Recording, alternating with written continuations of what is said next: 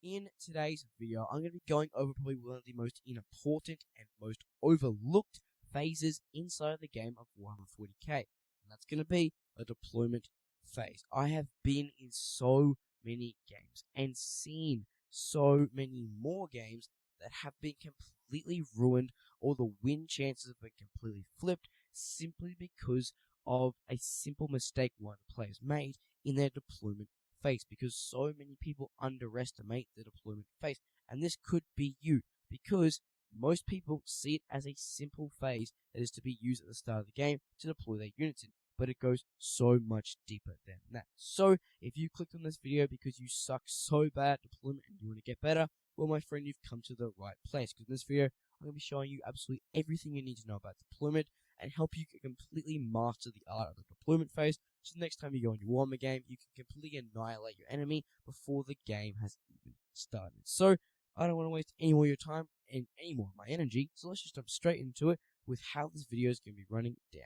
So what are we going to be going over in today's video? I'm going to be going over the three main successful ways of deployment that I have done through tens of games with orcs throughout 10th edition and many games before that. I'm going to be teaching you these three successful deployment ways and how you can get really good at them and completely master the art of choosing them based off like things like your enemy, your mission rule, and your primary mission.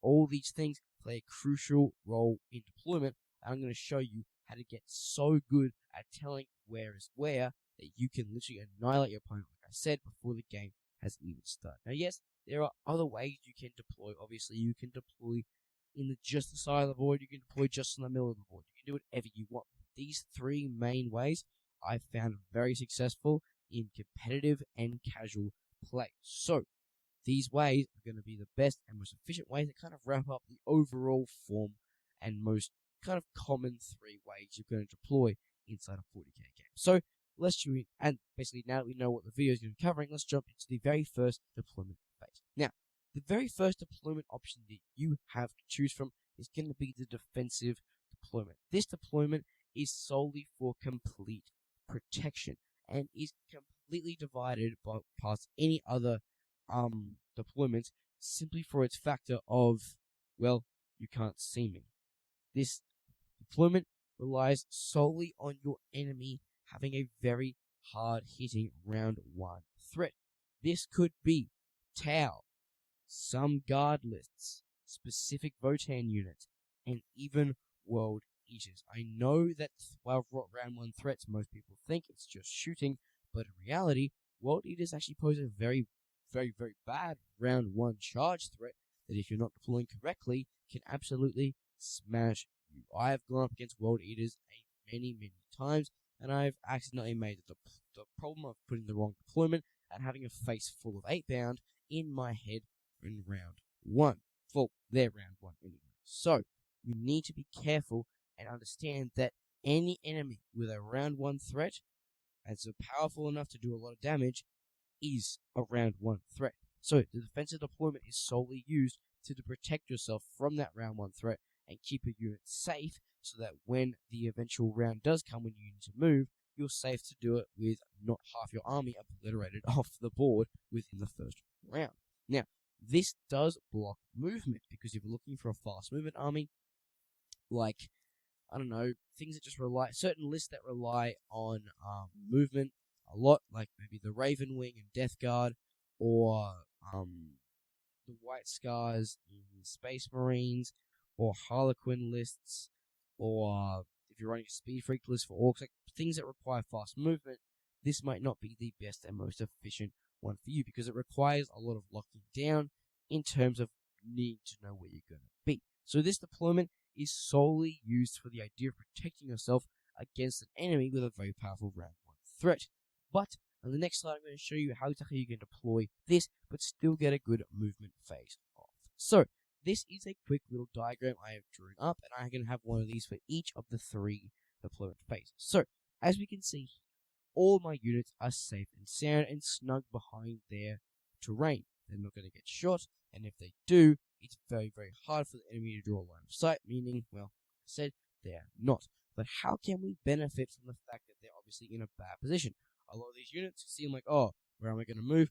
How am I going to do this? But when you deploy it correctly, you can actually get a lot of benefit off from having complete protection in the first round and deny your enemy the regular round 1 threat they have, but still get a lot of value out of the defensive deployment. So, as you can see here, my truck. I'll start with my truck. I have positioned my truck right here to allow him to move here, which is the 12-inch radius.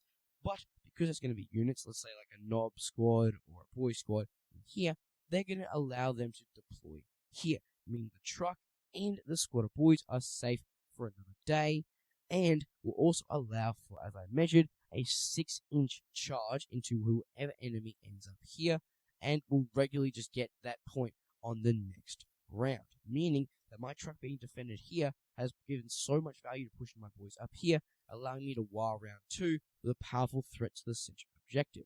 The flash kits. Now my flash kits are obviously safe and snug here, meaning not going to be shot, but once I choose to move them out, my mouse, I choose to move them out here, they're going to have this entire area, also holding down my main objective, giving me kind of a sufficient way of not kind of needing the sufficiency of having it round 1, but also just scoring in general, because we like having our own objective mark, unless it's like a 2.1, a specific mission rule. But the point is that these guys are moving in a kind of an L-shaped position here, allowing a full 24 inches, like a, I don't know, I think measuring max back here was like 26 inches, meaning the majority of these 2 objective markers are going to have flash gids written all over it.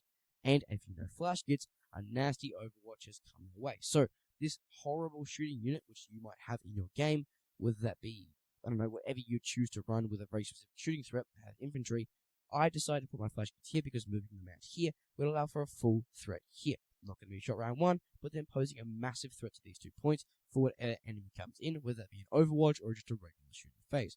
My knobs and my war boss are coming up here, completely defended, to come here, but because they're infantry, they're going to allow for a full push and an assault into this next objective for my war turn next turn. Give me a lot of power over that objective, but also giving the enemy a bit of a threat if they actually want to move into it and face the full force of the war.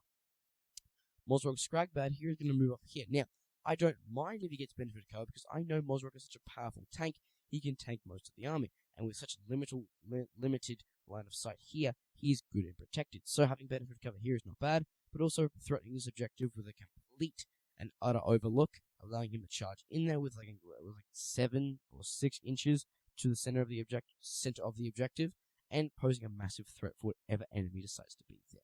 But that's going to be kind of how you deploy in a defensive. Now, obviously, I just used 4 units. I didn't use an entire army because it's kind of a pain to do.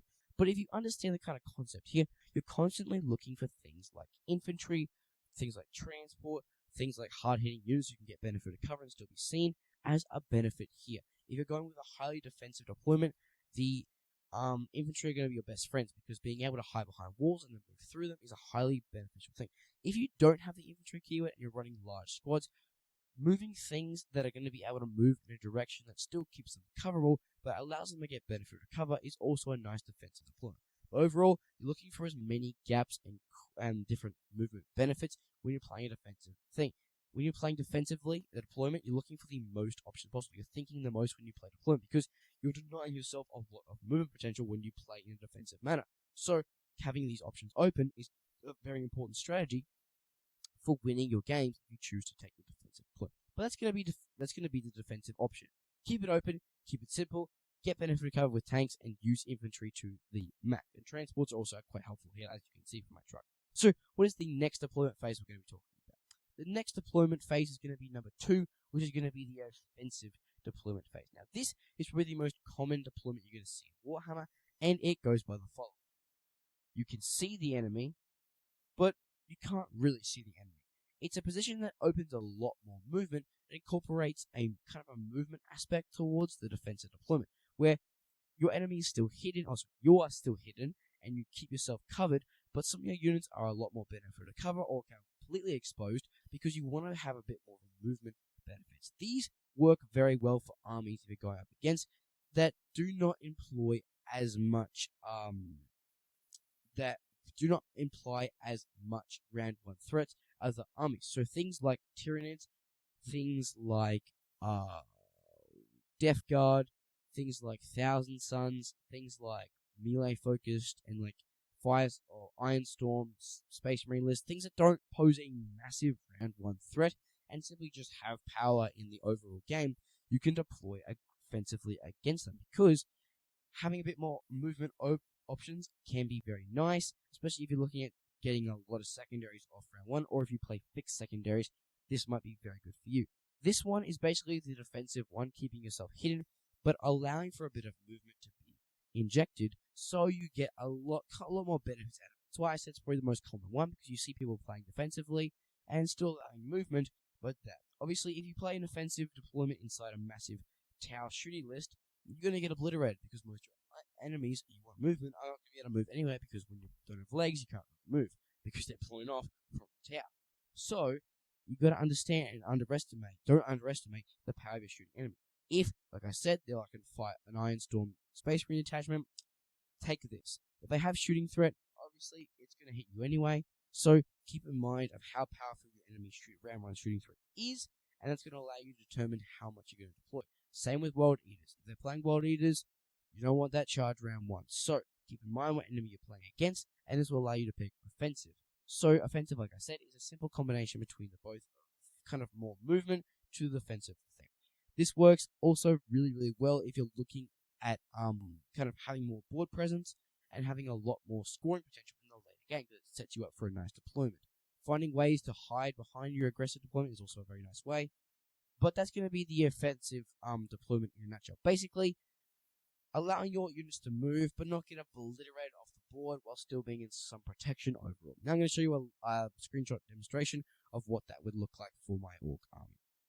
So, as you can see here, I have deployed my units a lot more aggressively. As you can see, some of my units, like my flash kits and my truck to a certain extent, are hidden. They are still hidden, obviously, in aggressive. You're not completely exposing yourself. You're just allowing some units who are obviously playing an important part to be free to do that important part. So, as you can see, things like Mozrog, who can move up here, scores objective round 1. If I was having Cleanse, which actually, if you were playing Orcs, Cleanse isn't a bad option to take if you want to take Fixed. Him having it there, having this pressure here, gives me a lot more strength. My flash kits may get shot. There is a potential. The enemy may find line of sight. I was actually before there is a line of sight they can choose to take, but I don't really mind, because the absolute defensive option they have here, protecting these 2 points, is insane. Because I'm playing a bit more aggressively and looking at scoring points, it's not bad for my deployment. And my truck being here, obviously he will have not benefited cover, maybe shot, maybe not, but because he's not being entirely overwhelmed by firepower, I feel safe to move up here and then block line of sight through here with my Nob squad or my flash kit squad or whatever I'm carrying in there. Keep them safe and snug on that point. As for my Nobs, I've kept Warboss out here because as they shoot Warboss, I'll just take away the ones at the back and then be able to push them up, holding a complete round 2 charge threat for here. Obviously, they will get shot, and you can go here. But playing this obviously just opens it up to a lot more movement and makes the charge a whole lot easier for the advance and charge in round 2 when you drink War. Everything here is simply setting myself up for an easier and more complete game and allowing myself to basically cover more options while still being covered in a sense. As you can see, the truck and the flash kits are still covered, but some of my other options are still open because I need that scoring potential and I need to have more board presence if I want to get a good round 2 war. Obviously, this is Orcs. Play differently. You don't need a war, so you don't really need the importance of board presence in round 1, but overall, it stays similar. Some of your units may be covered, some of your units may not. That is the art of the offensive deployment. But that's offensive. Now let's move on to the very final and probably my personal favorite deployment, which is kind of stupid, but also very cool and can work. This one's going to be the Send It deployment. Deployment option 3 is Send It. It's basically for Gork and Mork. It's the orky way of making battle. It's if you are stuck in a rut. If it's if it's a highly melee-centricated army that's like solely melee versus a high indirect. So a perfect example of this would be a high indirect guard list versus like a massive 8-bound berserker swarming world eaters list that has a lot of offense on that. That sucks for the world eaters because suddenly their choice of moving up, which is their round 1 threat, doesn't work a lot because the indirect allows the tanks to hide very easily, but also the amount of overwatch they're getting sucks ass. So, it kind of sucks to be in that position where you're versing World Eaters into guard. So, this deployment as Send It basically says things like, hey, I don't care, I'm putting my units up front ready to go because I either want to maximize board presence, maximize my fixed secondaries, maximize, I don't know, round 1 control of the objective markers, even though it's not really that important, or maximize the potential of me absolutely wiping the floor with you, which is also an option.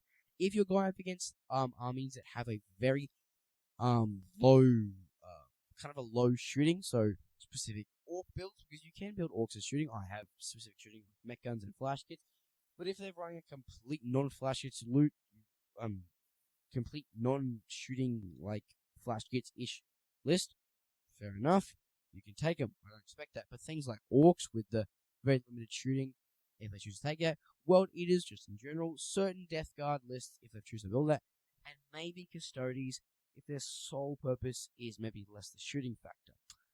If you go into this deployment, there is a chance it can go very, very wrong. If you don't deploy that, you have to be so specifically careful with what army you go up against, because if the army even has a remote amount of shooting, and you deploy in a way that has all of your units exposed, and all your units ready to go, you can die. So make sure you understand your enemy very well, and don't feel scared to ask, hey, what's your round 1 melee threat? What's your round 1 shooting threat, to get a full estimation of how much jeopardy you have by making the Senate deployment work. Obviously, you really only want to deploy this anyway if you're in a rut, you're versing a complete horrendous, like just awful matchup, like orcs into maybe Chaos Knights, or orcs into a heavy shooting army, or World Eaters into guard, or things like that. Like horrible matchups you don't want to go up against. This might be your only option. The Senate deployment might allow you to maximize movement potential, board presence, that, because that's what Senate does. Senate allows you to maximize movement, Senate allows you to maximize board presence, Senate allows you to maximize scoring, because you have so much movement potential, it's ridiculous.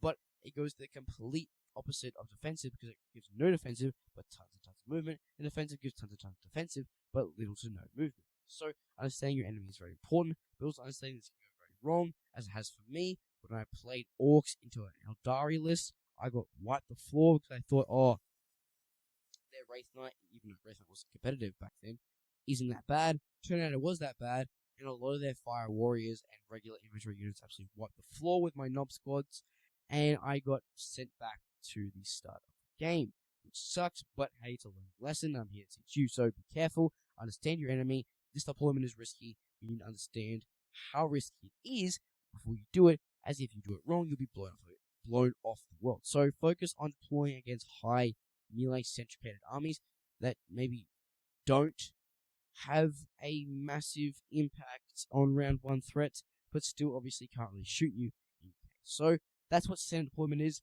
Very risky, but very high reward in terms of scoring and board presence and all that jazz I talked about. But let's look at a live example of what that would look like in a board state kind of presence. Now, as you can see, I couldn't care less what my units do or how much damage they take. I'm just ready to go, go, go. As you can see, my truck is ready to go, optimizing as much of board control on the center objective as possible by allowing my entire orc models to deploy in kind of this radius here. I forgot to draw it, but like this radius here, giving me full control over this. Flash kits coming up here, making so much presence over here, kind of in the same position they were. They didn't really need to go anywhere else. I thought it was really good where they are for this deployment. Mozrog, ready to get that round 1 control of this, which is going to give so much threat to this point, because no one wants to fight Mozrog, especially if it's a solo unit. And my Nob squad's ready to go here, basically deploying on the objective round 1. This is, if you do not care, couldn't care less, and are ready to go, deploy like this. But like I said, if I was going up against Tau with this, you do not want to go Send It. If you're going up against World Eaters, you do not want to go Send It. If you're going up against certain Death Guard lists, if you're going up against certain Orc lists, if you go up against certain Space Marine lists and Chaos Space Marine lists, they don't take Forge Fiends, this is for you. Actually, Chaos Space Marines are bad now, I forgot. Anyway, not important. The thing is, this is the Senate deployment that allows you to maximize movement, but also kind of gives you less defensive. But that's going to be my entire deployment video. Obviously, there are plenty of other ways you can deploy. If you have another way where you like putting all your units on the left side or on the right side, or like going a massive line down the middle, or sending your units in a massive L shape, I don't care. Do that. But these 3 main deployment ways are going to be saving you in your deployment games.